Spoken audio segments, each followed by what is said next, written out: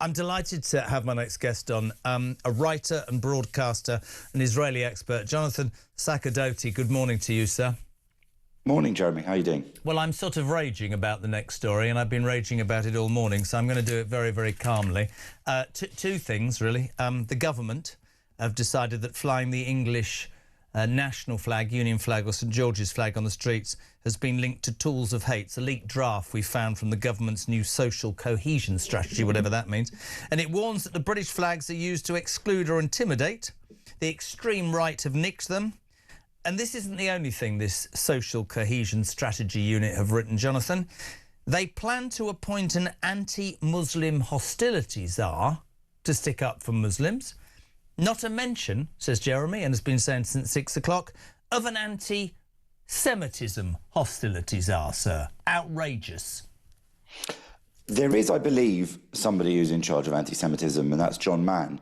But I will say that this whole leaked document from the Labour government, which is dealing with their attitude towards social cohesion, is a bit of a mixed bag, because on the one hand it has a few things in it which have obviously enraged people, such as saying that the Union flag or even the St George's Cross, the England flag, they are being used as tools of hate. And that obviously has upset a lot of people, and we'll get to that in a moment. But it has a few other things in there which maybe are good. So, for example, it talks about giving extra powers and really giving teeth to the charity commission so that it can deal with charities which are basically fronts for the Iranian Islamic Republic regime, or presumably Islamic charities that raise money and then send it on to terrorists like Hamas, because this has been a persistent problem over many years in the United Kingdom. You know, ours is a culture which really admires and places charity at such a high level. Mm-hmm. British people love to give money to charity. They like to do good deeds.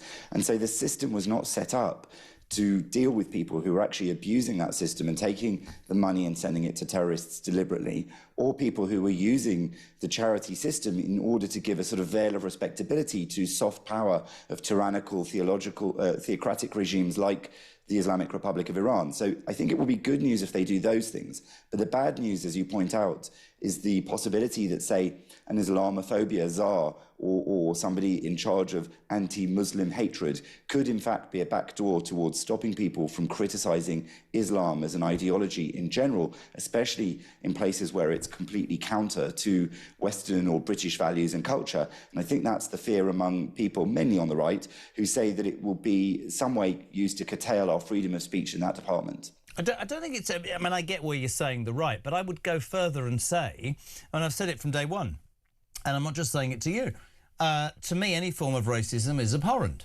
right? Whether that's against Muslims or whether that's against Jews, whoever it's against. But it's an imbalanced playing field. Again, there are many people, Jonathan, in this country who feel, for reasons, whether we're talking about the lack of a national inquiry into the grooming gangs, whether we're talking about, you know, pro-Iranian hate marches, pro-Palestinian hate marches, but if you walk down the street with a Union Jack, the policeman says, can you take that down? There are many in this country who feel, as with so many things, that the deeds or the thought might be good, but we've gone too far in one direction to the detriment of everybody else. And I think, you know, let's be honest, if, quite rightly, any form of racism abhorrent, then why don't they do more about anti-Semitism? Is it because, I don't know, is it down to colour of the skin? What happens to the Jewish community? And I talk about it all the time because it matters to me. 240,000 Jews in this country must feel, look, there we are, people setting fire to the Israeli flag.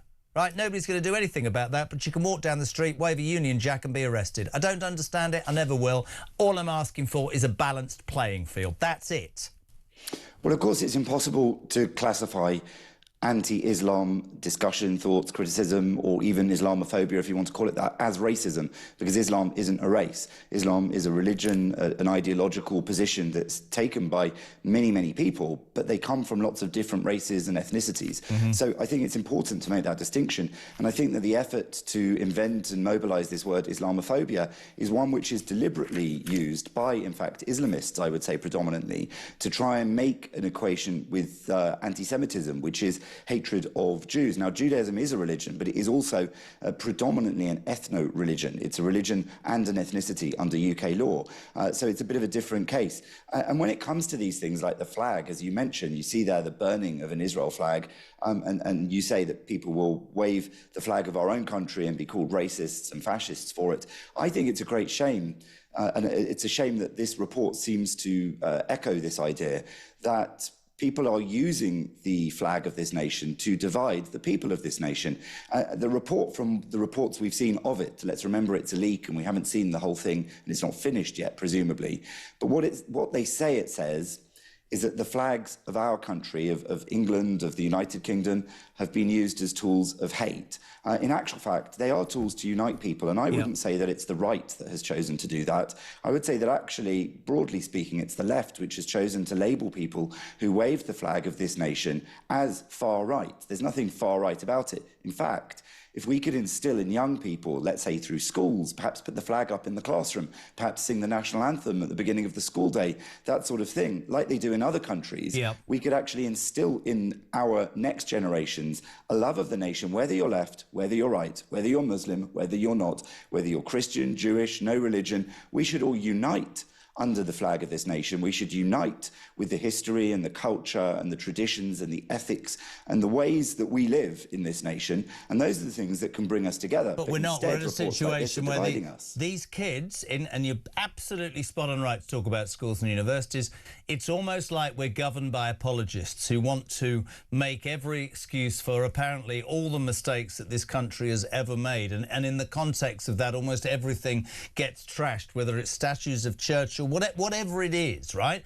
I do not see, and I'd love to ask you this, why we should not continue to fly our flag with pride. And I do not understand. Of course they're a far right. They're a far left as well, OK, who I would say are ashamed of our flag. And there are people on the far right who I don't want to associate with who have used it as tools of hate. But it is absolutely, Jonathan, fundamentally wrong to label every single person that wants to fly their flag as irresponsible or using it for the wrong reasons. There's plenty of us.